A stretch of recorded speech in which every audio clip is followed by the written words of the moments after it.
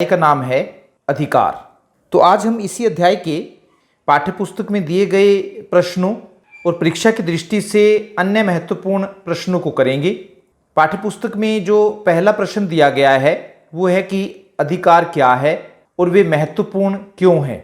अधिकारों का दावा करने के लिए उपयुक्त आधार क्या हो सकता है। उत्तर में हम कह सकते हैं कि साधारण शब्दों में हम कह सकते हैं कि व्यक्ति को अपना विकास करने के लिए समाज द्वारा जो सुविधाएं दी जाती हैं उन सुविधाओं को अधिकार कहते हैं। तो दोबारा फिर, व्यक्ति को अपना विकास करने के लिए समाज द्वारा जो सुविधाएं दी जाती हैं उन सुविधाओं को अधिकार कहते हैं। या करके है फिर दूसरे शब्दों में हम कह सकते हैं कि अधिकार वे सुविधाएं हैं जो व्यक्ति के विकास के लिए ज़रूरी होती है। अधिकार पूछा है कि ये महत्वपूर्ण क्यों है। तो अधिकार इसलिए महत्वपूर्ण है क्योंकि अधिकार व्यक्ति के विकास में सहायक होते हैं। इसके अलावा अधिकार कल्याणकारी राज्य की स्थापना में भी सहायक होते हैं।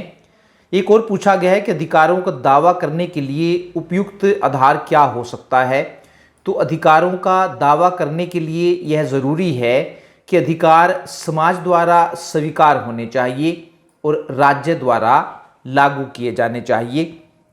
प्रश्न नंबर 2 है जो पूछा गया है कि किन आधारों पर यह अधिकार अपनी प्रकृति में सार्वभौमिक माने जाते हैं। किन आधारों पर यह अधिकार अपनी प्रकृति में सार्वभौमिक माने जाते हैं।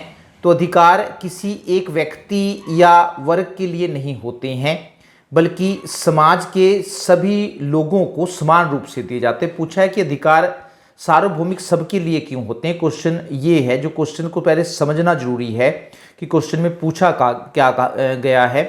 तो अधिकार सार्वभौमिक क्यों होते हैं भी, अधिकार सबको क्यों दिए जाते हैं। तो अधिकार किसी एक व्यक्ति या वर्ग के लिए नहीं होते हैं बल्कि समाज के सभी लोगों को समान रूप से दिए जाते हैं।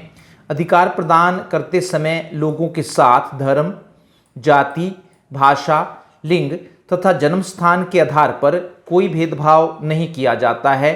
इसी कारण से अधिकार अपनी प्रकृति में सार्वभौमिक होते हैं। प्रश्न नंबर 3 है, संक्षेप में उन अधिकारों की चर्चा कीजिए जो हमारे देश में सामने रखे जा रहे हैं। संक्षेप में उन अधिकारों की चर्चा कीजिए जो हमारे देश में सामने रखे जा रहे हैं। उदाहरण के लिए आदिवासियों के अपने आवास और जीने के तरीके को संरक्षित रखने तथा बच्चों के बंधुआ मजदूरी के खिलाफ अधिकार जैसे नए अधिकारों को लिया जा सकता है। तो नए अधिकारों की चर्चा की गई है कि कौन से नए अधिकार अब पैदा हो गए हैं जो पहले नहीं थे। तो अधिकार समय और परिस्थितियों के अनुसार बदलते रहते हैं। आज जैसे जैसे लोग शैक्षिक रूप से जागरूक होते जा रहे हैं वे अपने अधिकारों को भी समझने लगे हैं और नए नए अधिकारों की मांग करने लगे हैं।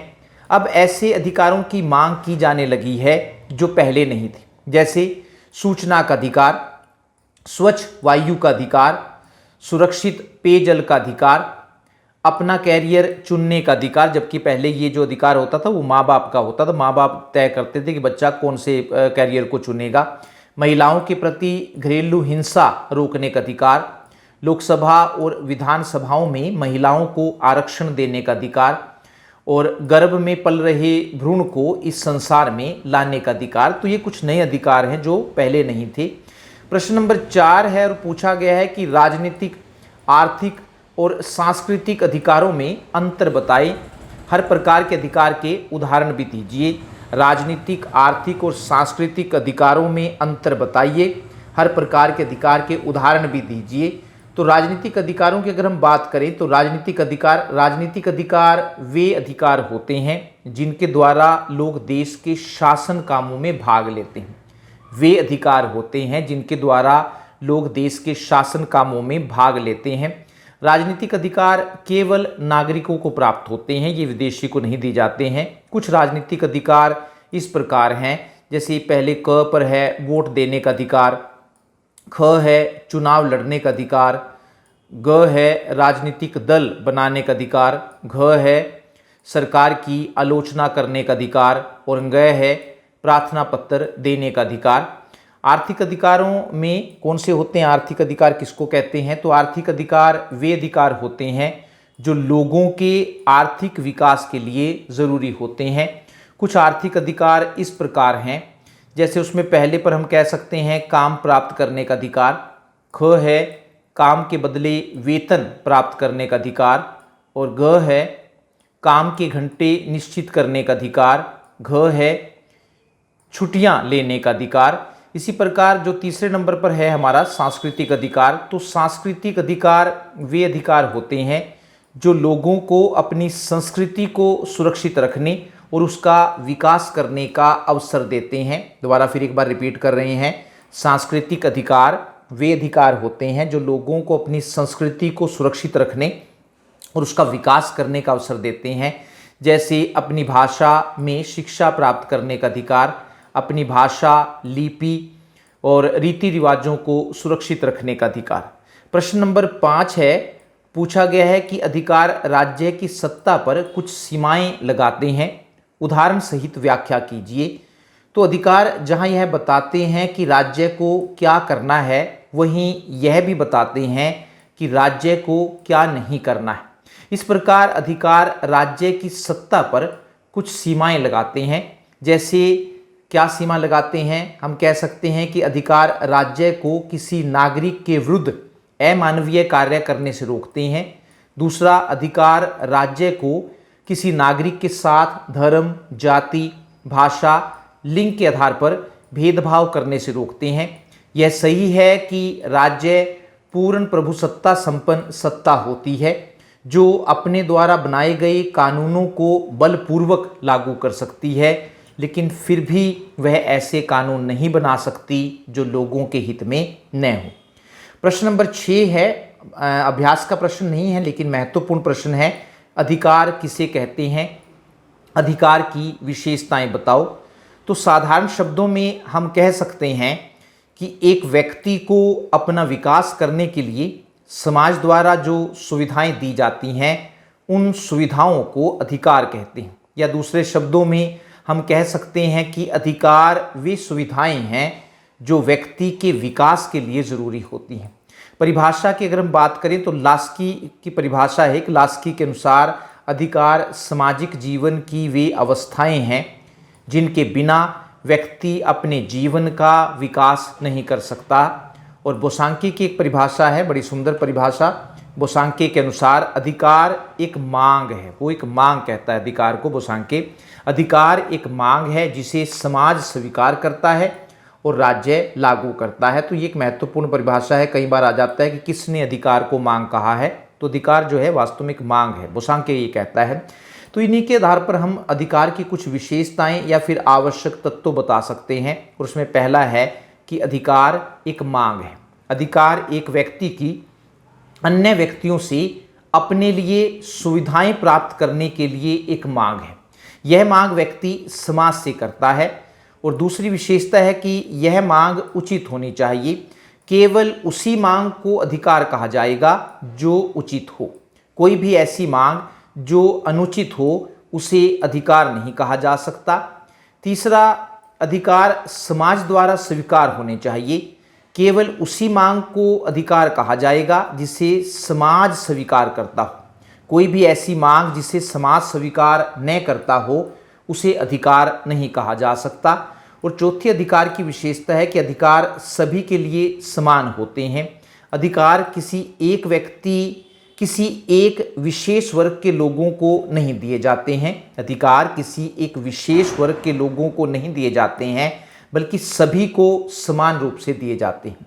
पांचवी विशेषता है कि अधिकार और कर्तव्य एक दूसरे से जुड़े हुए हैं।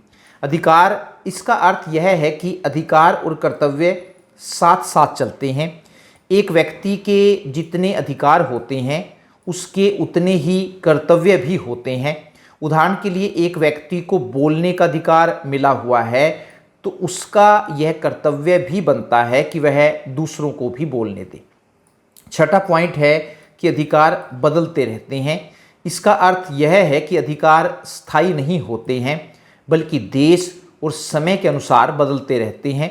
सातवां है कि अधिकार असीमित नहीं होते हैं। इसका अर्थ यह है कि व्यक्ति को जो अधिकार मिले होते हैं उन पर अनेक प्रकार की पाबंदियां लगी होती हैं। उदाहरण के लिए व्यक्ति को बोलने का अधिकार मिला हुआ है, लेकिन इस अधिकार पर यह पाबंदी भी लगी है कि वह दूसरों को गालियां न दे। और 8वीं विशेषता अधिकार की राज्य अधिकारों की रक्षा करता है। जहां राज्य लोगों को अनेक प्रकार के अधिकार प्रदान करता है, वहीं वह उन अधिकारों की रक्षा भी करता है। प्रश्न नंबर 7 है, इंपॉर्टेंट है कि अधिकार और दावे में क्या अंतर है। How is right different from any claim. तो दावा एक मांग होती है जिसका उचित होना जरूरी है। दावा एक मांग होती है जिसका उचित होना जरूरी है, लेकिन व्यक्ति की हर मांग दावा नहीं हो सकती, क्योंकि मांग उचित भी हो सकती है और अनुचित भी हो सकती है। दावा एक मांग होती है जिसका उचित होना जरूरी है। तो वो कहता है कि मांग उचित भी हो सकती है और अनुचित भी हो सकती है। उदाहरण के लिए एक व्यक्ति की दूसरे व्यक्तियों को लूटने की मांग को दावा नहीं कहा जा सकता है। अतः हम कह सकते हैं कि दावा वह मांग है जो उचित होती है, जिससे दूसरों को कोई हानि न हो तथा जिसे समाज स्वीकार करे। ये दावे का एक अर्थ है। दावा वह मांग है जो उचित होती है, जिससे दूसरों को कोई हानि न हो तथा जिसे समाज स्वीकार करे। जिन दावों को समाज स्वीकार कर लेता है तथा राज्य लागू करता है, वे अधिकार बन जाते हैं। तो दावा पहले होता है, उसके बाद फिर अधिकार बनता है। तो इसी के आधार पर हम दावे और अधिकार में अंतर स्पष्ट कर सकते हैं। उसमें पहला है कि अधिकार वे दावे हैं जिन्हें समाज स्वीकार करता है और राज्य लागू करता है, लेकिन सभी दावे अधिकार नहीं होते, क्योंकि जिन दावों को समाज स्वीकार नहीं करता वे अधिकार नहीं बनते हैं। दूसरा, दावे अधिकार बनने की पहली अवस्था है यदि किसी दावे को राज्य कानूनी मान्यता दे देता है तो वह अधिकार बन जाता है। और तीसरा है कि दावों को राज्य की गारंटी प्राप्त नहीं होती है, जबकि अधिकारों को राज्य की कानूनी मान्यता प्राप्त होती है। और चौथा अंतर हम कह सकते हैं कि सभी दावे अधिकार नहीं होते, जबकि सभी अधिकार दावे होते हैं। प्रश्न नंबर 8 है कि अधिकार कितने प्रकार के होते हैं। तो अधिकार 3 प्रकार के होते हैं। अगर हम अधिकारों का वर्गीकरण करें तो 3 प्रकार हैं। पहला है प्राकृतिक अधिकार, दूसरा नैतिक अधिकार और तीसरा है कानूनी अधिकार। फिर कानूनी अधिकार भी आगे कई प्रकार के होते हैं, उसमें जैसे मौलिक अधिकार, दूसरा सामाजिक अधिकार, तीसरा आर्थिक अधिकार और चौथा राजनीतिक अधिकार। तो थोड़ा सा इनका छोटा सा वर्णन करेंगे। इनका 3 मुख्य अधिकार है, प्राकृतिक, नैतिक और कानूनी। तो प्राकृतिक से स्टार्ट करते हैं। प्राकृतिक अधिकार, नेचुरल राइट्स जिनको हम कहते हैं। प्राकृतिक अधिकारों से अभिप्राय उन अधिकारों से है जो व्यक्ति को प्रकृति से प्राप्त हुए हैं। प्राकृतिक अधिकारों से अभिप्राय उन अधिकारों से है जो व्यक्ति को प्रकृति से प्राप्त हुए हैं, यानी कि जो व्यक्ति को प्रकृति ने दिए हैं। इन अधिकारों का समर्थन जॉन लॉक ने भी किया है। उनका कहना है कि जब राज्य का निर्माण नहीं हुआ था और व्यक्ति प्राकृतिक अवस्था में रहता था, तो प्रकृति ने उसे कुछ अधिकार दिए हुए थे जिनकी संख्या 3 थी। और वो 3 अधिकार हैं, जीवन का अधिकार, संपत्ति का अधिकार और स्वतंत्रता का अधिकार। तो ये तीनों के तीनों अधिकार आप अच्छी तरह से याद कर लीजिए। कई बार आ जाता है कि जॉन लॉक ने कितने प्राकृतिक अधिकार बताए हैं। दूसरा जो मुख्य अधिकारों का वर्गीकरण, उसमें दूसरा आता है नैतिक अधिकार, जिनको हम मोरल राइट्स कहते हैं। नैतिक अधिकार वे अधिकार होते हैं जो व्यक्ति की नैतिक भावना पर आधारित होते हैं। वे अधिकार होते हैं जो व्यक्ति की नैतिक भावना पर आधारित होते हैं।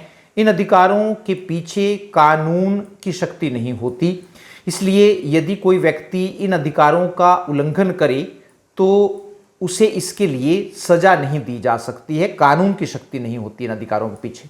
उदाहरण के लिए माँ बाप को यह नैतिक अधिकार प्राप्त है कि जब वे बूढ़े हो जाएं तो अपने बच्चों से अपनी सेवा करवाएं, लेकिन यदि उनके नालायक बच्चे उनकी सेवा न करें तो इसके लिए किसी अदालत में नहीं जा सकते हैं वे किसी अदालत में नहीं जा सकते हैं। तीसरा जो अधिकारों का वर्गीकरण किया गया था वो है कानूनी अधिकार, जिनको हम लीगल राइट्स कहते हैं। तो कानूनी अधिकार वे अधिकार होते हैं जिनके पीछे कानून की शक्ति होती है, वे अधिकार होते हैं जिनके पीछे कानून की शक्ति होती है। इसलिए यदि कोई व्यक्ति इन अधिकारों का उल्लंघन करे तो उसे इसके लिए सजा दी जा सकती है। कानूनी अधिकार कई प्रकार के होते हैं और उसमें हम पहले नंबर पर लेंगे मौलिक अधिकार, जिनको हम फंडामेंटल राइट्स कहते हैं। मौलिक अधिकार क्या है? तो मौलिक अधिकार वे अधिकार होते हैं जिनका वर्णन देश के संविधान में होता है। वे अधिकार होते हैं, कई बार क्वेश्चन आया है कि मौलिक अधिकार किसे कहते हैं, तो वे अधिकार होते हैं जिनका वर्णन देश के संविधान में होता है। मौलिक अधिकारों को मौलिक इसलिए कहा जाता है क्योंकि ये अधिकार नागरिकों के लिए ज़रूरी होते हैं। यदि नागरिकों को ये अधिकार न दिए जाएं तो उनका जीवन नरक के समान बन जाएगा। भारत के संविधान द्वारा नागरिकों को 6 मौलिक अधिकार दिए गए हैं। इन अधिकारों का वर्णन संविधान के भाग 3 में धारा 12 से लेकर 35 तक किया गया है। और ये 6 मौलिक अधिकार इस प्रकार हैं। पहला, समानता का अधिकार, स्वतंत्रता का अधिकार, शोषण के विरुद्ध अधिकार, धार्मिक स्वतंत्रता का अधिकार, संस्कृति और शिक्षा संबंधी अधिकार और संवैधानिक उपचारों का अधिकार। दूसरे नंबर पर जो कानूनी अधिकार में हम लेते हैं वो है सामाजिक अधिकार, या फिर इनको हम नागरिक अधिकार भी कहते हैं, एक ही मतलब है। सामाजिक अधिकार वे अधिकार होते हैं जो लोगों के विकास के लिए ज़रूरी होते हैं। ये अधिकार नागरिकों और विदेशी दोनों को प्राप्त होते हैं। जैसे इसमें कुछ हैं, एक है जीवन का अधिकार, दूसरा समानता का अधिकार, तीसरा स्वतंत्रता का अधिकार, चौथे नंबर पर है शिक्षा प्राप्त करने का अधिकार, पांचवें पर न्याय प्राप्त करने का अधिकार, और छठे पर है परिवार बनाने का अधिकार, और अगला है संपत्ति का अधिकार। तो ये कुछ सामाजिक अधिकार हैं। उसके बाद नेक्स्ट है हमारे पास राजनीतिक अधिकार। राजनीतिक अधिकार वे अधिकार होते हैं जिनके द्वारा लोग देश के शासन कामों में भाग लेते। वे अधिकार होते हैं जिनके द्वारा लोग देश के शासन कामों में भाग लेते हैं। राजनीतिक अधिकार केवल नागरिकों को प्राप्त होते हैं। कुछ राजनीतिक अधिकार इस प्रकार हैं, जैसे वोट देने का अधिकार, चुनाव लड़ने का अधिकार, राजनीतिक दल बनाने का अधिकार, सरकार की आलोचना करने का अधिकार, और एक हम कह सकते हैं प्रार्थना पत्र देने का अधिकार। अगला है जो कानूनी अधिकारों में आता है आर्थिक अधिकार। आर्थिक अधिकार वे अधिकार होते हैं जो लोगों के आर्थिक विकास के लिए ज़रूरी होते हैं। वे अधिकार होते हैं जो लोगों के आर्थिक विकास के लिए ज़रूरी होते हैं। कुछ आर्थिक अधिकार इस प्रकार हैं, 2-2, 3-3 जरूर आप याद कर लीजिए इनको। काम प्राप्त करने का अधिकार, काम के बदले वेतन प्राप्त करने का अधिकार, एक और है काम के घंटे निश्चित करने का अधिकार, और चौथा है छुट्टियां लेने का अधिकार। एक और प्रश्न है वो पूछा गया है कि कर्तव्य किसे कहते हैं। तो कर्तव्य की अगर हम बात करें तो कर्तव्य को अंग्रेजी में ड्यूटी, DUTY कहते हैं, और ड्यूटी शब्द अंग्रेजी भाषा के डेबिट, DEBT, डेबिट शब्द से निकला है, जिसका अर्थ होता है कर्ज या फिर ऋण। अतः कर्तव्य एक प्रकार का कर्ज होता है जो नागरिक को चुकाना होता है। राज्य ने व्यक्ति को अपना विकास करने के लिए कुछ अधिकार दिए हुए हैं। इन अधिकारों के लिए व्यक्ति राज्य का कर्जदार बन जाता है। अतः इस कर्ज को चुकाने के लिए व्यक्ति जो कुछ करता है उसे कर्तव्य कहते हैं। इम्पोर्टेंट है, याद जरूर कर लीजिएगा इसको। नागरिकों के 5 नैतिक कर्तव्य बताइए। 5 नैतिक कर्तव्य पूछे गए हैं। तो हम कह सकते हैं कि उसे सच बोलना चाहिए, दूसरा उसे अपने माता पिता की सेवा करनी चाहिए, तीसरा अपने कार्य को ईमानदारी से करना चाहिए, चौथा उसे अपने पड़ोसी के सुख दुख में सहायक होना चाहिए, पांचवा उसे गलियों और सड़कों पर कूड़ा कचरा नहीं फेंकना चाहिए, और छठा है बच्चों को अच्छी से अच्छी शिक्षा दिलानी चाहिए। एक और प्रश्न है कि नागरिकों के 5 कानूनी कर्तव्य बताइए। वो नैतिक थे, कानूनी क्या क्या हैं। तो पहला है कि उसे अपने देश के प्रति वफादार होना चाहिए, दूसरा देश के कानूनों का पालन करना चाहिए, तीसरा है ईमानदारी से करों की अदायगी करनी चाहिए, चौथा है अपने वोट का सही प्रयोग करना चाहिए। पांचवा, सार्वजनिक संपत्ति को नुकसान नहीं पहुंचाना चाहिए। और छठा है अपराधियों की खोज तथा महामारियों की रोकथाम में सरकारी अधिकारियों की सहायता करनी चाहिए। अगला प्रश्न है, प्रश्न नंबर हम इसको 12 दे सकते हैं, और पूछा गया है कि भारत के संविधान में दिए गए नागरिकों के मौलिक कर्तव्यों का वर्णन करो। इंपॉर्टेंट प्रश्न है, भारत के संविधान में दिए गए नागरिकों के मौलिक कर्तव्यों का वर्णन करो कि हमारे संविधान में कितने नागरिकों के मौलिक कर्तव्य बताए गए हैं। तो 26 जनवरी 1950 को जब भारत का संविधान लागू हुआ तो उसमें केवल नागरिकों के मौलिक अधिकारों का वर्णन किया गया था, मौलिक कर्तव्यों के बारे में कुछ नहीं कहा गया था। लेकिन बाद में यह महसूस किया गया कि संविधान में मौलिक कर्तव्यों का भी वर्णन होना चाहिए। इसी बात को ध्यान में रखते हुए 1976 में 42वें संवैधानिक संशोधन द्वारा स्वर्ण सिंह समिति के सुझावों पर संविधान के भाग 4 में एक नई धारा 51 क जोड़ी गई। ध्यान से सुन लीजिए इस बात को। 1976 में 42वें संवैधानिक संशोधन द्वारा स्वर्ण सिंह समिति की सिफारिशों पर या स्वर्ण सिंह समिति के सुझावों पर संविधान के भाग 4 में एक नई धारा 51 क जोड़ी गई, जिसमें नागरिकों के 10 मौलिक कर्तव्यों का वर्णन किया गया। लेकिन नवंबर 2002 में 86वें संवैधानिक संशोधन द्वारा इसमें एक और मौलिक कर्तव्य को जोड़ा गया। अतः वर्तमान समय में नागरिकों के 11 मौलिक कर्तव्य हैं, जो इस प्रकार हैं। इनको याद करना बहुत जरूरी है क्योंकि आमतौर पर ये परीक्षा में आते हैं। 11 मौलिक कर्तव्य हैं। उसमें पहला है राष्ट्रीय ध्वज, राष्ट्रीय गान और राष्ट्रीय गीत का सम्मान करना। दूसरा है स्वतंत्रता आंदोलन के दौरान अपनाए गए आदर्शों का सम्मान करना तथा उनका पालन करना। तीसरा, देश की एकता, अखंडता और प्रभुसत्ता की रक्षा करना। चौथा है देश की रक्षा के लिए हर समय तैयार रहना और देश की सेवा के लिए जब भी जरूरत पड़े तो पीछे न हटना। पांचवा है सभी धर्मों के लोगों में भाईचारे की भावना पैदा करना तथा महिलाओं के सम्मान को ठेस पहुंचाने वाली प्रथाओं का त्याग करना। पांचवा जो है महिलाओं के सम्मान को ठेस पहुंचाने वाली प्रथाओं का सम्मान करना का त्याग करना, इसमें छोड़ देना उनको। छठा है भारत की मिलीजुली संस्कृति की रक्षा करना। सातवां है वातावरण को प्रदूषित होने से बचाना तथा वनों, झीलों, नदियों और जंगली जीव जंतुओं की रक्षा करना। आठवां है लोगों में वैज्ञानिक दृष्टिकोण पैदा करना। 90 नंबर पर है सार्वजनिक संपत्ति की रक्षा करना तथा हिंसक कामों से दूर रहना। 10वां है हर क्षेत्र में श्रेष्ठता हासिल करना ताकि देश का सिर ऊंचा उठ सके। और 11 नंबर पर है जो नया जोड़ा गया है, हर माँ बाप का कर्तव्य है कि वे अपने 6 से 14 साल तक के बच्चों को अपनी हैसियत के अनुसार शिक्षा दिलाएं।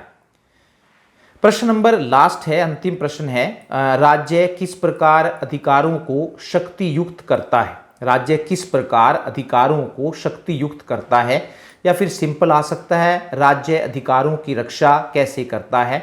तो जहां राज्य अपने नागरिकों को अधिकार प्रदान करता है वहीं वह उनकी रक्षा भी करता है। उदाहरण के लिए भारत के संविधान की धारा 32 में संवैधानिक उपचारों के अधिकार का वर्णन किया गया है। इस अधिकार में यह कहा गया है कि यदि नागरिकों के मौलिक अधिकार उनसे छीने जाते हैं तो उनकी रक्षा के लिए वे न्यायालय में जा सकते हैं, और न्यायालय नागरिकों के मौलिक अधिकारों की रक्षा करने के लिए निम्नलिखित लेख, जिसे कोर्ट की भाषा में रिट कहते हैं, निम्नलिखित लेख जारी कर सकता है। और लेख है बंदी प्रत्यक्षीकरण लेख। इनका विस्तार से वर्णन हम अगले अध्याय में करेंगे। बंदी प्रत्यक्षीकरण लेख, परमादेश लेख, प्रतिषेध लेख, उत्प्रेषण लेख और अधिकार परीक्षा लेख।